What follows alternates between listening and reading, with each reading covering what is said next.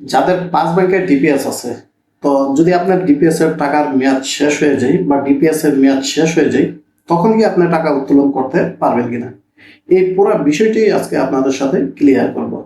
তো দেখেন যে 5 ব্যাংকে একটি ঝামেলা চলতেছে, সেটা আপনারা জানেন।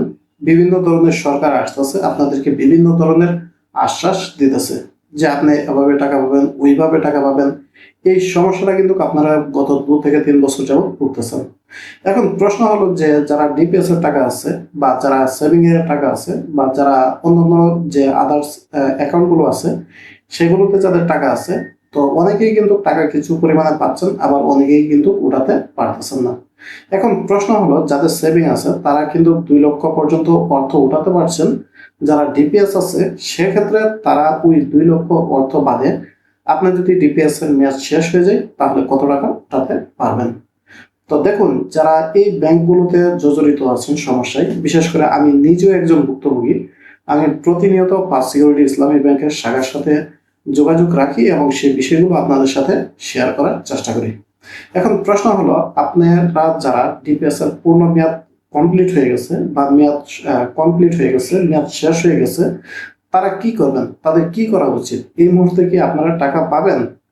তার আগে আপনি জানতে হবে আপনার যে একটা সেভিং অ্যাকাউন্ট আছে, যেটার আন্ডারে আপনি ডিপিএস করছেন বা এফডিআর করছেন, যেটাই করেন না কেন, যদি এই ধরনের ফিক্সড ডিপোজিট থাকে, তাহলে আপনি যেটা করবেন সেটা হলো আপনার আগে দেখতে হবে যে আপনার সেভিং অ্যাকাউন্ট থেকে 2 লক্ষ পর্যন্ত অর্থ উত্তোলন করতে পারছেন কিনা। যদি উত্তোলন করতে পারেন তাহলে আপনার যে ডিপিএস বলেন বা এফডিআর আছে সেটা যদি মেয়াদ শেষ হয়ে যায়, তারপরেও কিন্তু বর্তমানে আপনি আর টাকা পাচ্ছেন না। কেন পাচ্ছেন না? এই টাকাটা পাইতে কিন্তু আপনার অনেকটা সময় লাগবে। তারা যেটা করছে সেটা হলো আপনার 3 বার পর্যন্ত অটো রিনিউয়াল সিস্টেম চালু করছে। অর্থাৎ আপনার এফডিআর বা ডিপিএস এর মেয়াদ যদি শেষ হয়ে যায় তাহলে এটা শুধুমাত্র এফডিআর বা ফিক্সড ডিপোজিট হিসেবে গণ্য করা হবে, যে আপনি এখন আবার পুনরায় রিনিউয়াল করে দিবেন। যদি আপনি 1 বছরের জন্য রেখে থাকেন, আরো 1 বছর রাখতে হবে, তারপর আরো 1 বছর রাখতে হবে। টোটালি আপনার 3 বার অটো রিনিউয়াল করতে হবে, অর্থাৎ 3 বছর রাখতে হবে। আর যাদের মোটামুটি আপনার 3 বছর আছে তারা আর কোনো রিনিউয়াল করতে হবে না। যদি আপনার অলরেডি মেয়াদ শেষ হয়ে যায় তাহলে শুধুমাত্র একবার রিনিউয়াল করে দিবে। এখন প্রশ্ন হলো, আপনি যে এটার মেয়াদ শেষ হয়ে গেলে টাকা পাবেন, বিষয়টা কিন্তু এইরকম না। সরকার যখন মনে করবে যে গ্রাহকদের টাকা দেওয়া উচিত বা টাকা দিবে, এই ধরনের যদি কোনো সিদ্ধান্ত আসে, সেক্ষেত্রে আপনার ডিপিএস বলেন, এফডিআর বলেন, তারপর আপনার যেটাই বলেন না কেন, ফিক্সড ডিপোজিট যেটাই বলেন না কেন, যখন সরকার নিয়ম করবে যে আপনাদেরকে টাকাগুলো ফেরত দেওয়া হবে, ঠিক তখন কিন্তু আপনার মেয়াদ শেষ হলেও দিবে, শেষ না হলেও দিবে। তো এখন যেটা করবেন, আপনাদের যদি এফডিআর বা ডিপিএস থাকে তাহলে এটা ভাঙাতে যাবেন না, কারণ আপনারা টাকা পাবেন না। এটাকে আপনারা আরো হেয়ার কাট করে কমিয়ে দিবেন।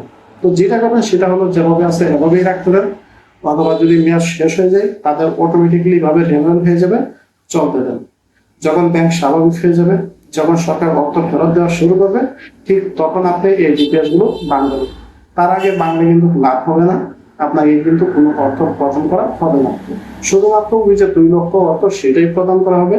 যদি আগে আপনি সেভিং থেকে না নিয়ে থাকেন তাহলে এখন ডিপিএস বলেন, এফডিআর বলেন, সেটা বাংলা দিবে। আর যদি আগে নিয়ে থাকেন তাহলে কিন্তু বাংলা দিবে না। তো এই বিষয়টাই কিন্তু অনেকেই জানান না, না জেনে আমার সাথে বিভিন্ন সময় যোগাযোগ করেন। তো সবার সাথে এই জিনিসটা শেয়ার করা। তো এই বিষয়ে আপনাদের আরো কোনো মতামত থাকলে জানাতে পারেন। ধন্যবাদ।